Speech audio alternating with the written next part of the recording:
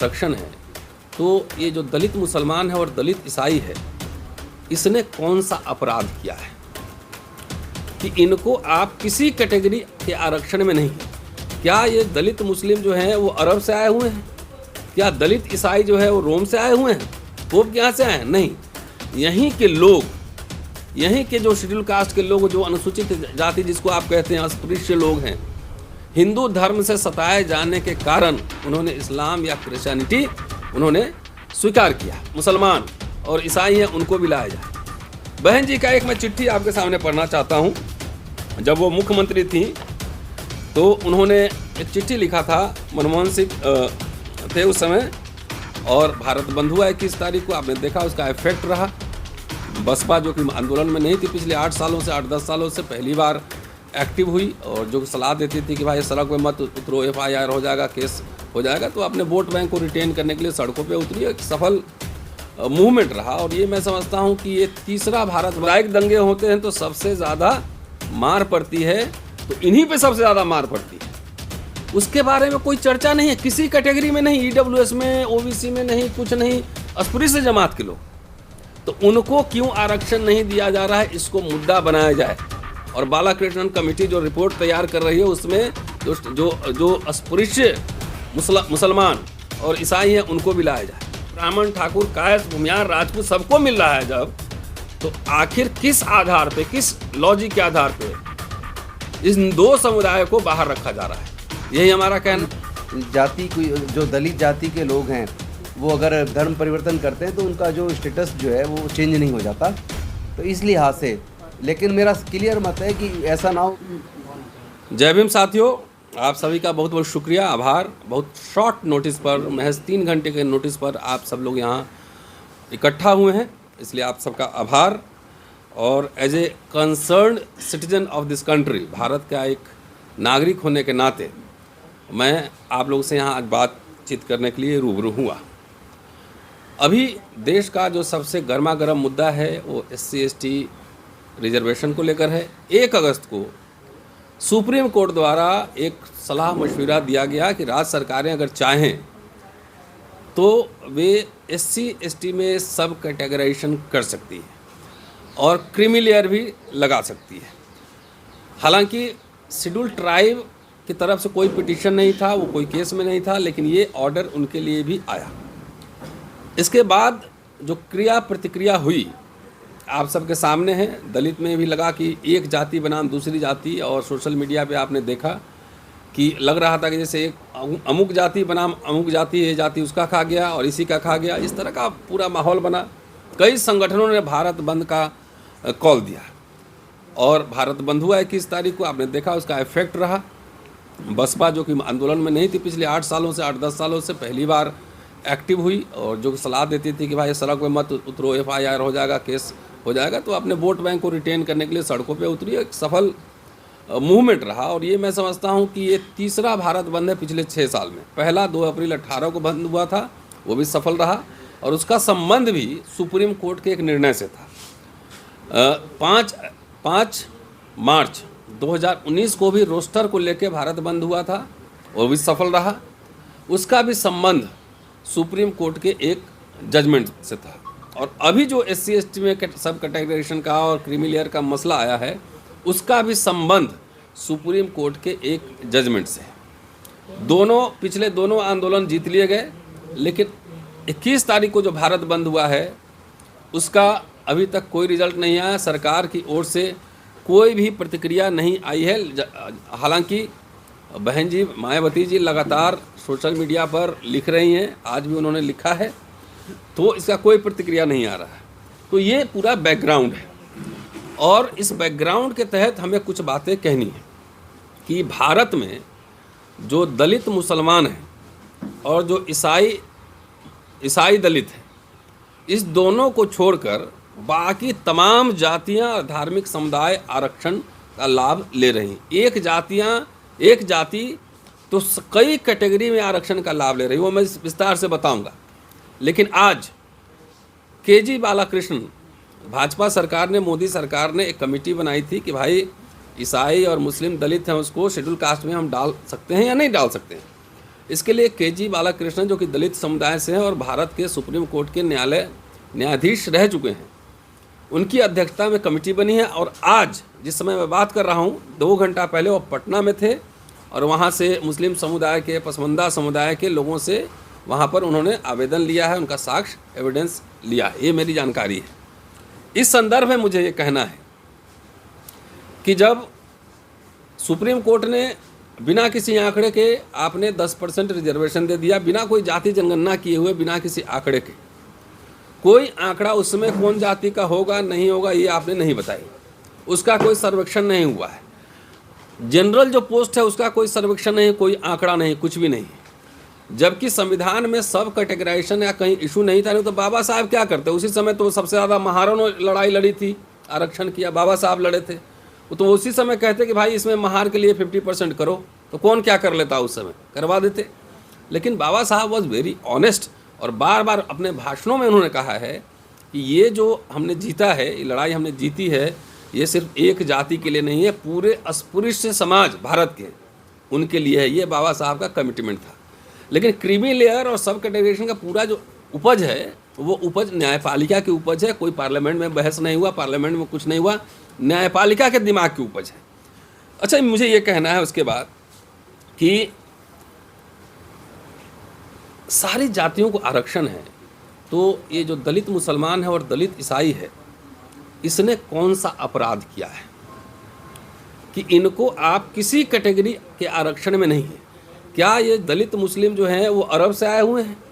क्या दलित ईसाई जो है वो रोम से आए हुए हैं? पोप के यहाँ से आए हैं? नहीं, यहीं के लोग, यहीं के जो शेड्यूल कास्ट के लोग, जो अनुसूचित जाति जिसको आप कहते हैं अस्पृश्य लोग हैं, हिंदू धर्म से सताए जाने के कारण उन्होंने इस्लाम या क्रिश्चियनिटी उन्होंने स्वीकार किया। तो आप ब्राह्मण को आप जनरल में भी है, EWS में भी है, कई जगह शेड्यूल ट्राइब में भी है, कई जगह OBC में भी है। एक समुदाय कितने कैटेगरी में आरक्षण ले रहा है ये देखिए। ठाकुर जनरल में भी है, EWS में भी है, कहीं बैकवर्ड में है, कहीं ट्राइब में भी है, ये भी है। आप आइए, मुस्लिम में भी जनरल में भी है जो अपर कास्ट मुस्लिम है, OBC में है, ट्राइब में भी है, क्रिश्चियन में भी, ट्राइब में भी है, EWS में भी आएगा, जनरल में भी है, और कहीं हो सकता है, मुझे आंकड़ा नहीं, कहीं बैकवर्ड भी होगा।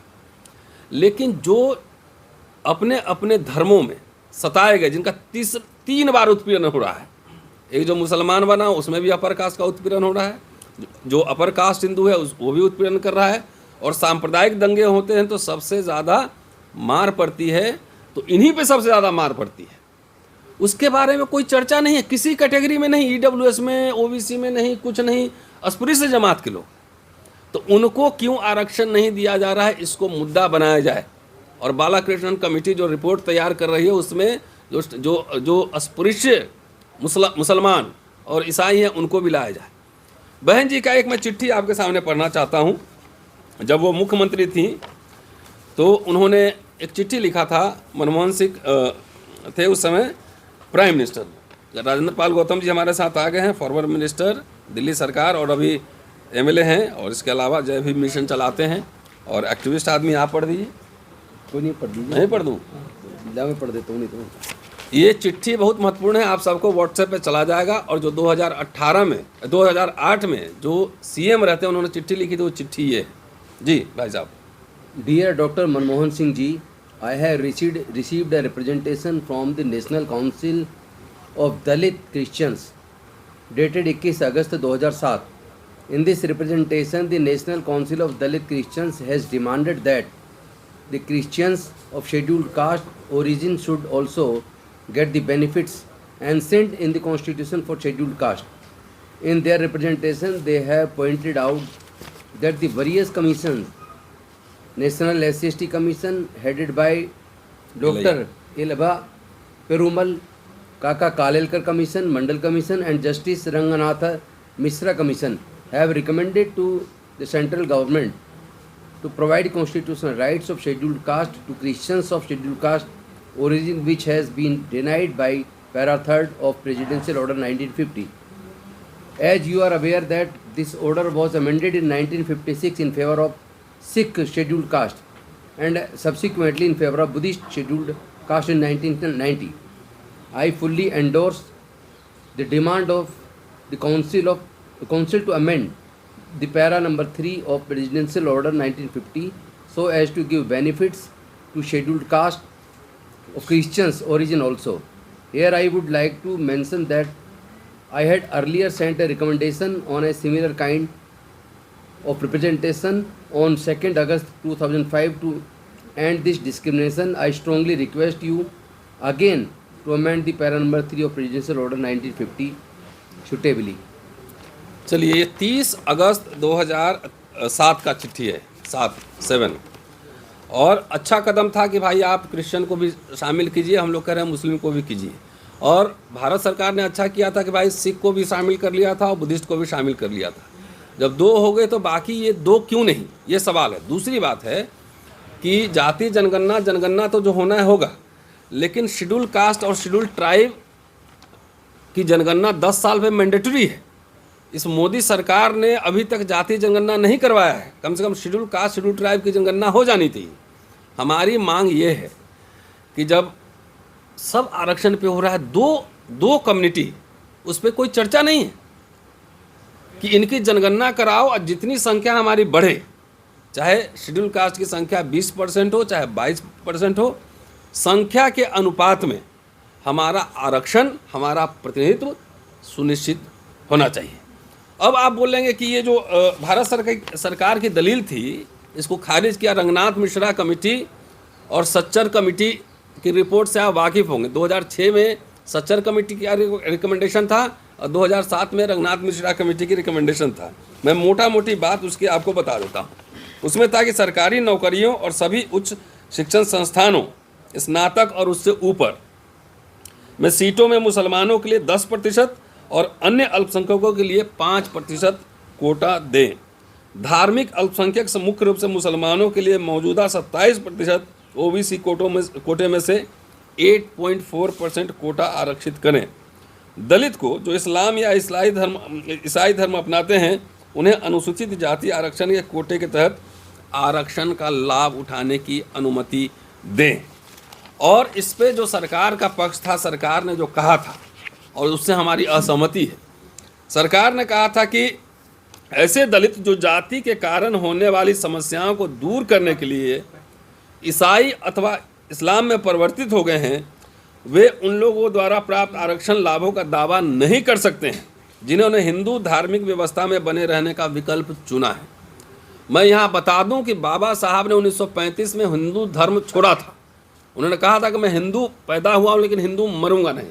उसके बाद एक राष्ट्रीय डिबेट चला था कि आप हिंदू नहीं रहेंगे तो आपको पूना पैक्ट से जो आरक्षण मिला है वो आरक्षण का लाभ नहीं मिलेगा। मैंने इस पर बराबर लिखा है, मेरी किताब में भी आ रही है।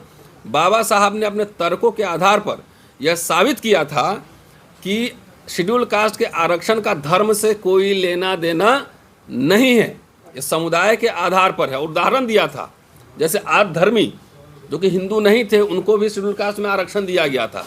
रविदसिया या रामदसिया जो कहते हैं पंजाब में, वो कॉलम में लिखवाए थे कि हिंदू नहीं है, आद धर्मान लिखवाए थे हिंदू नहीं है, तब भी शेड्यूल कास्ट में उनको आरक्षण दिया गया था। इसलिए आरक्षण का धर्म से, खासतौर से हिंदू धर्म से लेना देना नहीं है। कोई ऐसा कॉन्स्टिट्यूएंसी बता दीजिए जिसमें लिखा हो कि ये हिंदू कॉन्स्टिट्यूएंसी है, इसका धर्म से कोई लेना देना नहीं है, वो जनरल है, सबके लिए ओपन है। कैटेगरिकली उन्होंने कहा था, बाद में इसको ब्लर कर दिया गया। इसलिए हमारा ये कहना है, राजेंद्र पाल गौतम जी इसके बाद बोलेंगे कि आप हमारी जनगणना कराइए।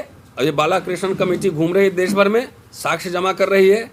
जो दलित जो यहीं के निवासी हैं, मुसलमान बन गए, जो ईसाई बन गए, उनको भी उस आरक्षण के दायरे में लाएं और जनसंख्या के अनुपात में वो रिजर्वेशन बढ़ाएं। दूसरा, जो सब कैटेगराइजेशन के पक्ष या विपक्ष में जो बात कर रहे थे, वो भी कम से कम इस मुद्दे पे अपनी क्लैरिटी रखें कि हम लेना चाहते हैं कि नहीं लेना। खाली अपने लिए नहीं, ऐसा नहीं कि हम अपने लिए बात कर रहे हैं।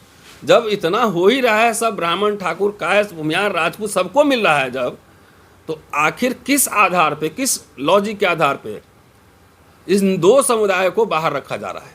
यही हमारा कहना है। गौतम साहब बोलेंगे, उसके बाद हम लोग फिर बातचीत करेंगे। जी बात तो ये कि सर्वोच्च न्यायालय ने अपनी एक जजमेंट में, एक में नहीं बल्कि कई जजमेंट्स में ये कहा है कि अगर कोई अनुसूचित जाति जनजाति का व्यक्ति किसी भी वजह से कन्वर्जन करता है, वो कोई दूसरे धर्म में चला जाता है, तो भी उसका जो स्टेटस है जाति वाला वो ख़त्म नहीं हो जाता, स्टेटस उसका वही बना रहता है। और दूसरी बात, अभी जितना मैंने स्टडी किया है, ओबीसी के अंदर जो दलित मुस्लिम है वो अभी ओबीसी वाले रिजर्वेशन में कवर हो रहा है, और मुझे लगता है कि क्रिश्चियन भी उसी में कवर हो रहा है। लेकिन एक जो डिमांड वर्षों से है, चूँकि उसका जो स्टेटस धर्म परिवर्तन करने के बाद भी जाति वाला स्टेटस चेंज नहीं हो रहा है, और जाति की वजह से उसके साथ जो भेदभाव है वो क्रिश्चियन बनने के बाद भी और मुस्लिम बनने के बाद भी उस धर्म के अंदर भी उसके साथ उस तरह का पक्षपात देखने में आए, इस तरह की शिकायतें आई हैं।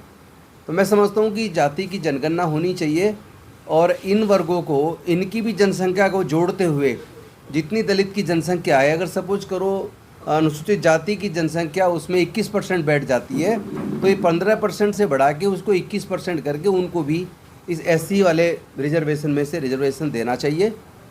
और मैं इसका पक्षधर हूँ, चूँकि ये अन्यायपूर्ण है, अन्याय नहीं होना चाहिए। कई प्रकार की रिकमेंडेशंस भी हैं, और साथ में खुद सुप्रीम कोर्ट का जजमेंट है कि जाति को, जो दलित जाति के लोग हैं वो अगर धर्म परिवर्तन करते हैं तो उनका जो स्टेटस जो है वो चेंज नहीं हो जाता। तो इस लिहाज से, लेकिन मेरा क्लियर मत है कि ऐसा ना हो कि वो 15% भी उसको शामिल कर दिया जाए, बल्कि उनको जोड़ के जो पूरा पॉपुलेशन को कैलकुलेट करके अगर वो 20% बैठती है, 22% बैठती है, तो जितनी पॉपुलेशन है उतना ही एससी का रिजर्वेशन बढ़ा के और उनको भी एससी की लिस्ट में रिजर्वेशन देना चाहिए।